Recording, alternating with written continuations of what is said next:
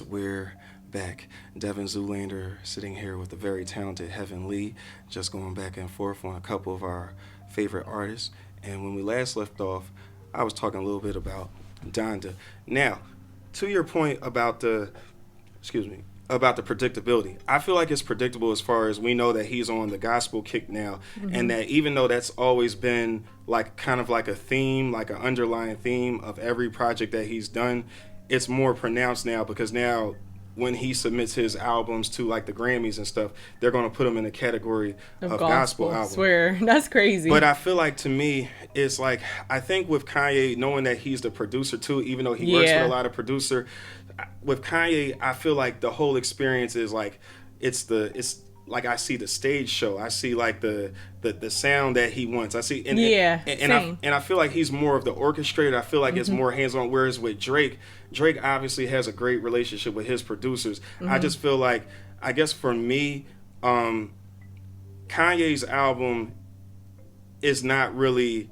I don't feel like it has the same replay value as a Drake album, but I also feel like they're also chasing different audiences. They're chasing different things. Right. So yeah.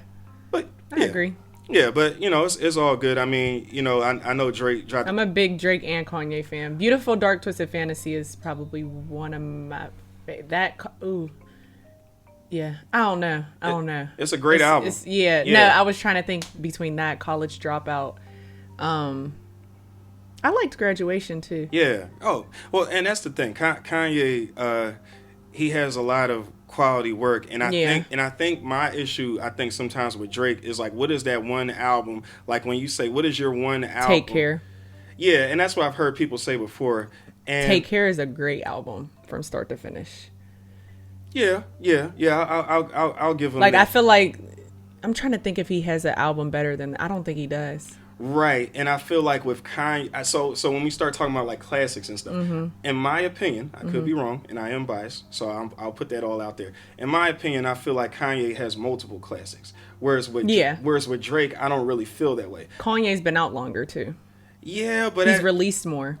Yeah, but at a certain point, Drake has like 12 projects though. Like, cause somebody put up like how if you look, I'm about to go on when Drake's. you start, because when you start saying like when you start getting into like Take Care and you start getting into like if you include Comeback Season, So Far Gone and all that. So Far Gone was good. Yeah, So Far Gone was great. Yeah, it definitely was. That's definitely one of his best things. But then Thank Me Later, and then if Care Package would have been like all of these, like if we're gonna consider this an album, this is a great album.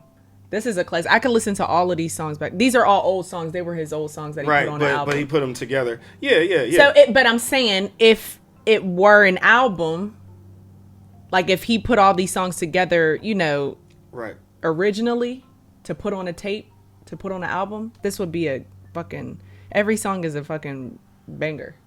Right, and I guess for me, it's being able to look past like just something being. If you're reading this, it's too late. That was good. You didn't like it? No. It was. I just feel like with Kanye, nothing was the same. Nothing was the same, and Take Care are two good ones. Nothing was the same. Might be my favorite. It might be my favorite one. I do like that one. Yeah, So Far Gone was a good one. Like, come on, don't play with views. Oh my God, how did I fucking forget Views? I had fucking summer 2016. Right. Jump in. Sorry. No, that's cool. I got excited. I know. Because how did I forget Views? I know you did. It's all good. Every single song on here. Right. Is don't play with Drake. I'm not. I'm just saying. I'm just saying for me, like I feel like, in my opinion, I feel like he takes the easy way out. This is not like, and I know, and what I'll give you is that when someone says that, but then you ask them, all right, what would you like to hear? Like, I struggle with that because for me, I think what it is with Drake is that, like, I like the fact, because first of all, Kanye sings a lot too. Like, come on, dog. Come on, Mr. Dog, please chill. Sorry. He just getting on my nerves. But, I don't know. I just feel like with Drake, it's just kind of like the stuff is kind of like with Kanye, even with the God thing, like I feel like they both could be like major like narcissists and stuff like that. Kanye especially. Right, but Drake especially too. I think it Why just. do you think he's a narcissist? I think with Drake is just. I think some people are more polished than others. So the way that they really are, it doesn't come across the same way because with Kanye, like Kanye, you automatically think asshole, arrogant. Yeah, because of the way he presents himself. Right, and he constantly calls himself a genius. Right. Now, in my opinion, just because he's obnoxious and saying it all the time, that doesn't make it any less true. It's just more annoying and it's harder to digest because you're constantly saying it and you're not allowing us to do it. Right. I feel like for you, you could say I'm this and I'm that. I'm a better actor. I'm a better actor than this person. I'm a better actor. Dang, why you keep saying that? Well, is it not true? Well, it is true, but it's annoying or whatever. Right. But yeah. But that's cool though. But I'll definitely be listening. I don't know why I'm struggling with my words. I'll definitely be listening to Certified Lover Boy. Yeah, listen to both and tell me which one you like better. Like, which one are you gonna listen to more? Yeah, I think Drake has a lot of.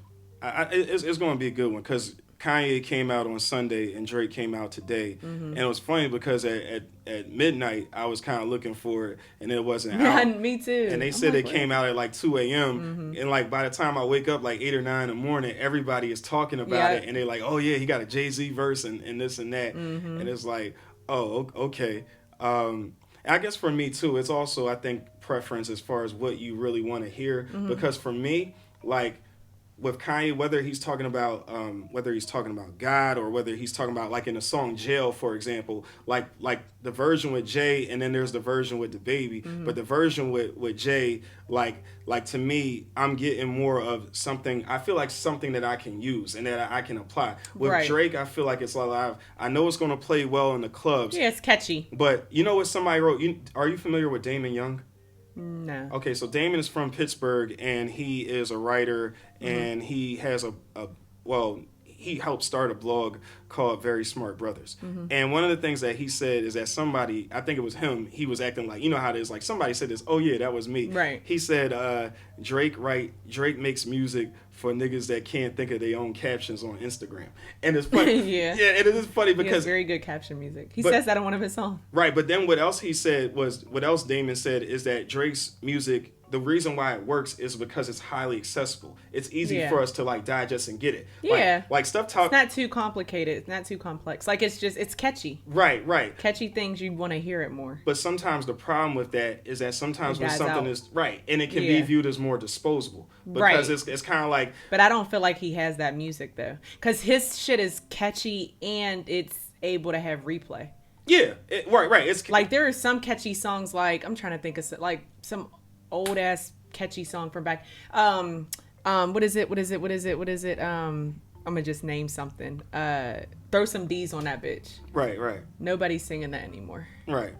You know, although I think if it came on it. I mean, if it came on, you would love it. But it's like you're not gonna be like, hey, I want to go play that. Right. I mean, you might if you're just that's on you're doing something specific or wanting to hear it. Right. I got you. But you know, I feel like with Drake, you're gonna always play every single one of his songs till the day you die. Like all of his album, not every song, but most of his music, most of his catalog, we're gonna give to our kids and be like, yo, this is Drake. Like he's gonna be like the oldies to our kids. All right. So we'll see how everything ages. He's a legend.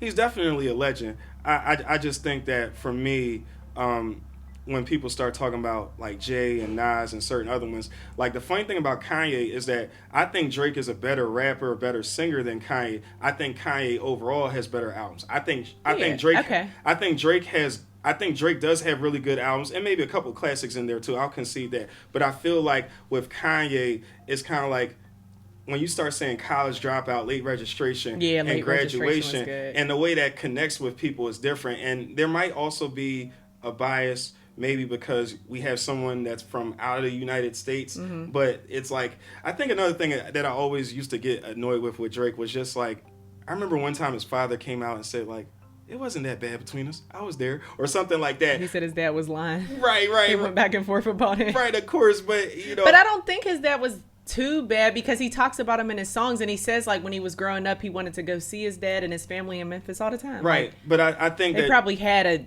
period of time where it was where they weren't. Yeah. That's how me and my dad were. Like we don't have like we're not super tight. Right. But there have been times where it's been like a rough patch and then Right, and you get over it. Okay. Yeah. So one line that actually to get back to acting because we're actually running short on time. We got like 6 minutes, but I wanted to know from you what makes we talked about actors and acting, and because you have so much experience in this, I want to know from you, what are your like top 5 characteristics where you say that was a really good acting performance? Or it doesn't have to be 5. It can be whatever number you want. What does an actor need to have for you to be like, yo, they acted? Because you know how we do. We say everybody acts well, but they don't. What do you look for? Oh, that's a good question. What do I look for? I could. On what? Well, no. What were you gonna say? Well, you might help me. Okay, so for me, I think stage presence is. Well, yeah. Yeah, I mean that should be a given, but I think that you would be surprised how some people. It's stage presence. I think delivery. I was just about to say delivery. Like I don't like when it feels as though you're reading from a script. Like you need to really say that shit. I like when people improvise, like when they put their own shit in and they don't just read from the script. Right. Because like for you, for example, if you were in a movie where maybe there was a female character and she has like some tough childhood memories with her dad, where maybe her dad told her, oh, you don't look that good, or you never listen to me, or you don't do what I want you to do. And then for you, being able to draw from your own experiences with your father and being able to not completely get so wrapped up into it where you need you therapy. have to, though. But, you kind of got to get wrapped. People go to the extreme for roles, and I feel like you should do that. Like, if you have a role, especially for a movie, like a big-time movie, you have to embody that. Yeah, like, whatever it is that if you're being a crackhead, you need to be on the block every day with the crackheads. Right. So you might need to try some. Right, because I think that dead ass. I hear you. I hear you. Like you gotta. That's how I feel about acting, though. Like I feel like whatever your role is, you really should commit to that, and people do it. Okay, so here's how I'm going to advance the conversation forward. Since I asked you about what are some things you look for, instead of asking you that, I want to ask you, what actors do you really love? And then what is it about them that you love? Okay, so of course Halle Berry. That's one of my faves because I believe her character every single time. She's really good. Viola Davis, she's really good at crying. I love when people could cry. I used to be real good at that, and I being able to cry on cue. Yeah, I'm not that good with doing it on cue anymore. I kind of like lost touch with my emotional side, but like sometimes I can. But I like Viola Davis, Halle Berry. Let me see. Samuel L. Jackson. I love Samuel L. Jackson. And mainly it's just because they know how to play their Denzel Washington. Like they're just people that I believe them every single time I watch them on TV. Like whatever role they're playing, I believe that. I also like the ones that I hate too. So I don't know if you ever seen Diary of a Mad Black Woman, and it was when she pushed Charles, that was the husband's name, with the bald head, and she pushed him in the pool. I like her too, but I like the guy that played that role because it's like I hate him. Every movie he's in, I hate him. Well, to build on what you're saying, that's absolutely right. So like because if someone is playing it so well that you hate them, because some people are just bad actors, and you don't. It's not hating them because they're so good at playing it. No, they just or suck. Right. They're like a Lala. I'm like, y'all literally gave her the role because she's Lala, because she's butt. Yeah, I would never. Same with light skin Keisha. I don't know. You probably don't know. I don't know light skin. She was on Power too, though, and she was in like the classroom scene. But it's always like you're reading from a script. But I feel like a lot of people in Power are like that. Yeah, it's very like soap opera-y. Right, and with soap operas, then it's more scripty. Right, and it's almost dramatic, like very dramatic. Right, and it's almost like it's like Tyler Perry, a lot of his stuff. Yeah, because there's a lot of like stuff that is like that doesn't seem realistic or something. Yeah, for sure. So how much does the writing matter? Well, that's why I said that I prefer when people like any play I've ever done, I've never 100% read off the script. Like it's like you take whatever the context of whatever it is that you're acting out and with the script, and then you'll of course say your script, but like I'm always adding things in because it's like realistically speaking, a lot of the times what's on the script, that's not what's going to be said verbatim if we're in real life. You know, unless it's a play where it's based off of a book or a true story or whatever, then it's like, okay. But yeah, if it's like a play, go ahead. I mean, you can finish your thought. No, that's pretty much all I was going to say. Well, what I was going to say, and right behind what you just said, is that what you're describing to me, it sounds like a person's ability to ad lib, but to do it in a way that complements the scene. However, there are some people that I've heard, like I think I was reading something recently that was talking about Robin Williams, and somebody did a film with him. And while we know that Robin Williams, rest in peace, but while we know that he was brilliant, at the same time, because there was so much ad libbing going on, a lot of the greats, that's what happens. Right, because I've heard that about like Martin Lawrence, like how Friday, there was barely any lines for Friday. Right, like they all just kind of did their own thing. But then if we're like playing a team game and I have to play off of you, and I'm expecting it's kind of like a quarterback to a receiver with the timing. If you do like this, and I think you're going to be over here, then I'm gonna throw the ball. It's going to get picked off. So it's kind of like if you go too far off into your ad libbing, then you just cut. Let's do it again. Right. But yeah. But there are times though where it can get selfish. So there's like I'm saying if you're not committing anything to memory, and it's just like, well, yeah, I mean, unless it's a movie where nobody's really committing anything to memory, so we're all kind of just playing like a Friday where they kind of just all kind of bounced off of each other. But no, yeah, if I have a script, I'm gonna go within my script, but within my lines. But some of the lines that might be in the script, I might take those out and add something in, or I might add a little bit more on. I'm not gonna, but it's still become selfish with it, right? But it's still within like the context of what's going on, for sure. Like your character would say that. You have to, or else the director isn't even gonna allow for it, unless it looks good or it sounds good or it goes with it. But other than that, no, they'll be like, cut that shit out. Right. Absolutely. Now one thing. One thing that I thought about too while I was preparing for this is Nas. He has on his latest album, King's Disease 2, he has a song called Brunch on Sundays. And the whole song is kind of about like what it's like to go to brunch on Sundays. And it's definitely sounds like it's something that I don't want to say bougie black people, but people that go to brunch can definitely relate with. But at one point, I love brunch. But at one point, Nas says, "Stay out of black women's business unless you vested in it." And I think, for me, I think what that kind of touches on is kind of like how it's like, black women are on Onlyfans, or black women are. I'm sure. So the thing with Kevin Samuels, while we talked about him. Right. But while there are some things that he says that's like, wow, that's really on point, there's also some other things that he says sometimes. Right. It is anybody, but just specifically focus on him, where it, like, because one thing I hear black men say quite often is they talk about the government trying to take the black man out of the house and trying to create a welfare system that black women are dependent on, so it's more advantageous for them to not have men in the house and to have black women to be single moms. However, I feel like when you start to get into the weeds of that kind of thing, then you got to be careful with painting everybody with a broad brush, because sometimes sometimes there are guys out here that aren't doing the right thing. And if you're going to leave somebody high and dry and not support them, then they should be supported. However, there are also probably some women out there that might be abusing the system. Oh, yeah. But I guess Nas, 100%. And what he was, I guess I wanted your thoughts on when black men comment on things that go on with black women. Are there ever times where you're like, you know what, you can sit this one out? Or yeah. Okay. What's an example? I'm trying to think of something. Why?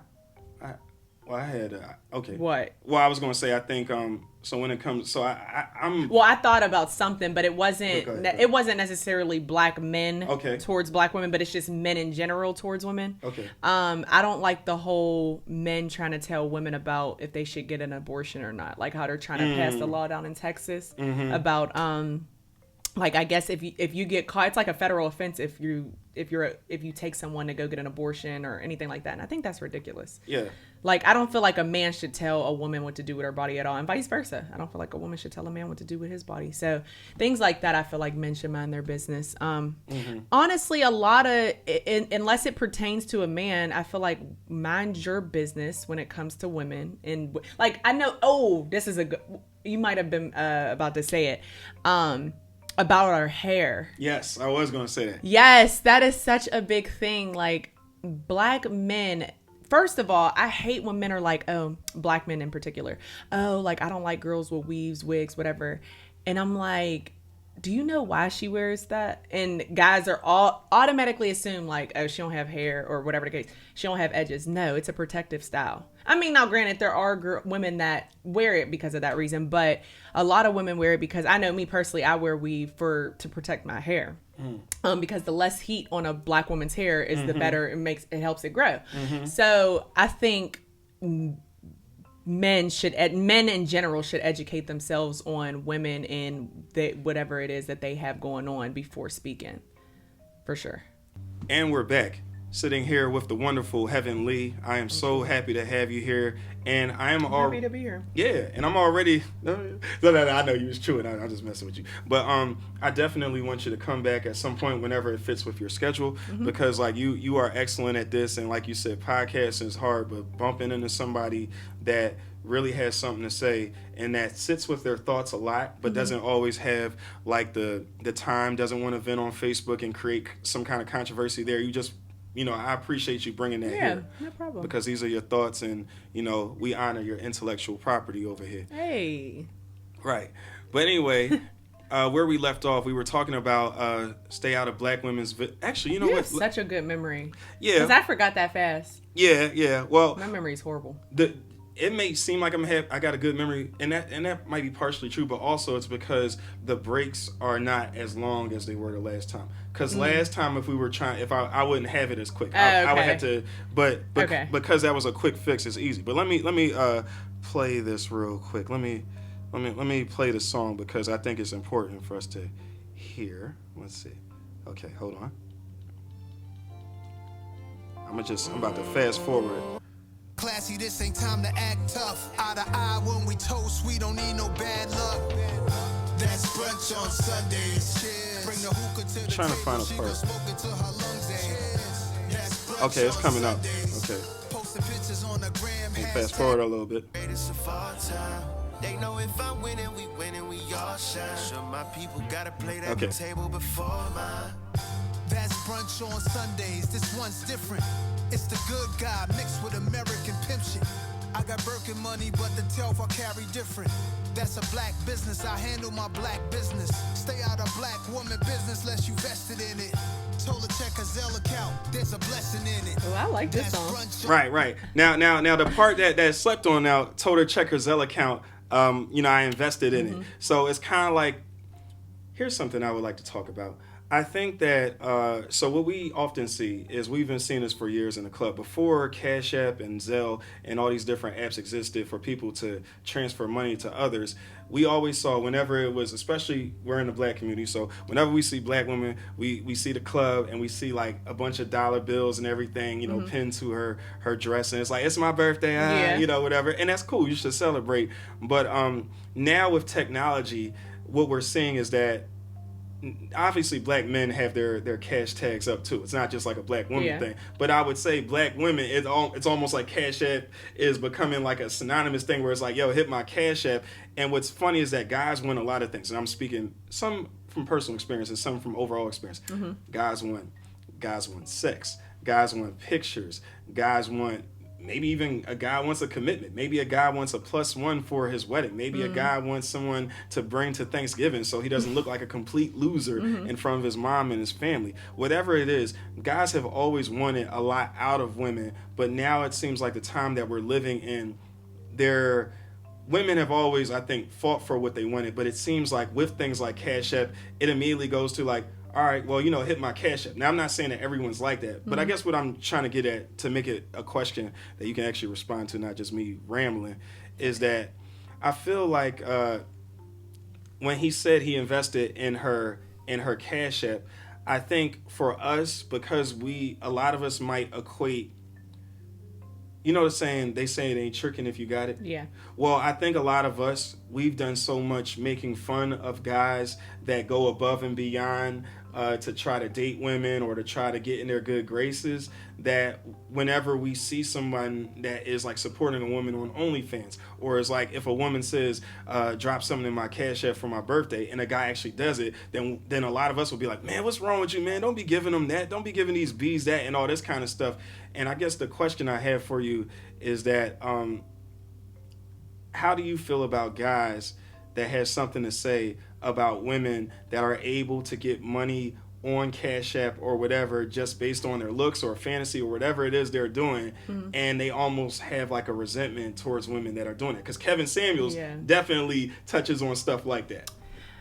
Well, no, he does, but he doesn't necessarily have a resentment towards them. I think a lot of Kevin Samuels, like the women that are on Onlyfans, for example, I think he kind of just asked them, well, what's your plan? Because as you can see, I don't know if you heard the news, but only, you know, it has an expiration date. And not only that, even if it didn't have an expiration date, you do. So you're not always going to be the hot new thing, whatever. What's your exit plan? But a lot of guys, I feel like, will hate on it, not for those reasons. They'll hate on it because they're just envious of a woman being able to get money from her appearance. And I don't know why that strikes a chord, like a bad nerve with some men, but it does. And I think it's so weird. But you know what's interesting to build on what you're saying is that men will get jealous because they don't have it to give or to do. But then, it's like, that's okay. But then, to build on what you're saying, but then if there is a guy, whether it's a Tyga, Safari, whoever's on OnlyFans, and they are able to make money off of it, then we make fun of them. So it's like, we're doing it all, so we're making fun of you. We're saying that ain't no real job, whatever. Because it's a woman thing. Like, a woman gets paid for her looks most of the time. Just like a female stripper. Like, men love it, go to the strip club. But if they found out you were a male stripper, they're making fun of you. Right. Because it's like women get paid for their body, for their sex appeal, and men, that's like a woman thing to do. Just like if a woman went into a trade that's predominantly ran by men, they're gonna be like,